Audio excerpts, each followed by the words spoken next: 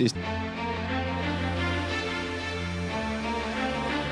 Lewis, this magnificent 4.3 mile racetrack here at Spa, straight to Eau Rouge. What's your first thoughts when you think about this corner? It's just so exciting when you're coming down to it, because you're approaching it at full speed, and to have the confidence, right, I'm going to make this. You've got to choose your line, especially in the wet. It gets tough, it gets even harder, but the compression your body goes through this corner is probably the most exciting thing. Look at this angle here, over the top of it. It's completely, you're looking at the sky, aren't you, doing 160, 170 miles an hour, and you believe your car's going to stick. I think you've got to look for him down here.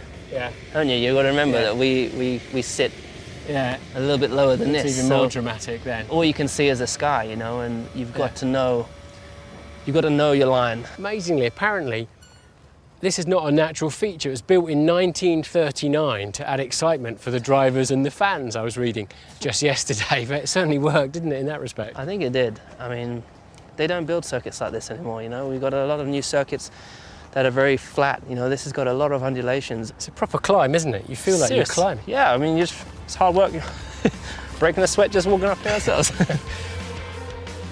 Turn 5, 6, 7, you really have to be very patient, but you have to use all the road. Very windy.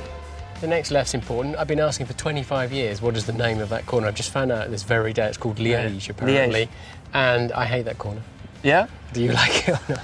It's so probably difficult to do. It's very tricky. It looks simple when you approach it, but it's really not easy. You always want to take more speed in than you should. You always want to carry more speed in, and you always go wide at the exit.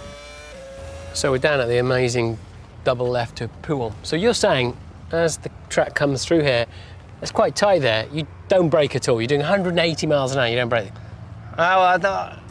You kind of touch it a little bit, like you're a little bit nervous, but you don't have to brake. When you're on qualifying lap, you don't have to brake. But it's just a downshift and a lift. So down into sixth then?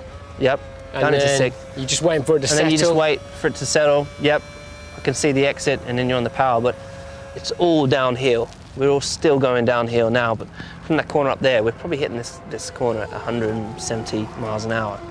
That's silly speeds. To then just turn your steering and not think you're going to go in the wall or not go in the wall, have confidence that the car's going to be stuck to the ground. Yeah. It's one of the most amazing feelings ever, and you go through here with some serious G, the car's, your head wants to go to the right, your whole body wants to go to the right. Tell us about in the pouring rain. You remember that here last year, me and Kimi, we both had an oversteer moment and we drove, used a completely different part of the track, and there's no grip.